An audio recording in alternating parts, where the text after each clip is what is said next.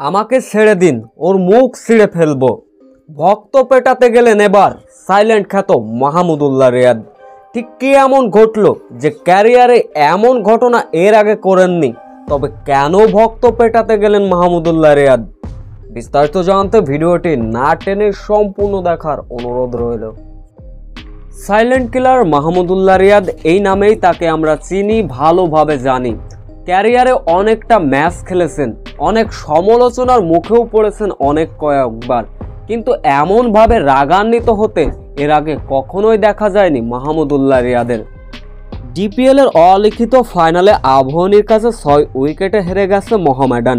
Match শেষে মাঠ ছেড়ে ড্রেসিং রুমে যাওয়ার পথে গ্র্যান্ড স্ট্যান্ডের পাশে এক দর্শক মোহামেডানের হয়ে খেলা মাহমুদুল্লাহ রিয়াদকে উদ্দেশ্য করে কিছু একটা বললেন, হয়তো মাহমুদুল্লাহ রিয়াদকে গালাগালি বা গালমন্দ করলেন। বিষয়টি ভালোভাবে নিলেন না মাহমুদুল্লাহ রিয়াদ। মাঠ থেকে রেলিং পেরিয়ে গ্র্যান্ড স্ট্যান্ডে উঠে গেলেন মাহমুদুল্লাহ রিয়াদ। সেই দর্শকের দিকে তেড়ে গেলেন, এক প্রকার মারতে গেলেন তাকে। পরে মোহামেডানের ম্যানেজমেন্টরা তাকে টেনে হিঁচড়ে নিয়ে চলে আসলেন, না হলে মাহমুদুল্লাহ রিয়াদের গালাগালি গালমন্দর প্রতিবাদ হয়তো করতেন মাহমুদুল্লাহ রিয়াদ।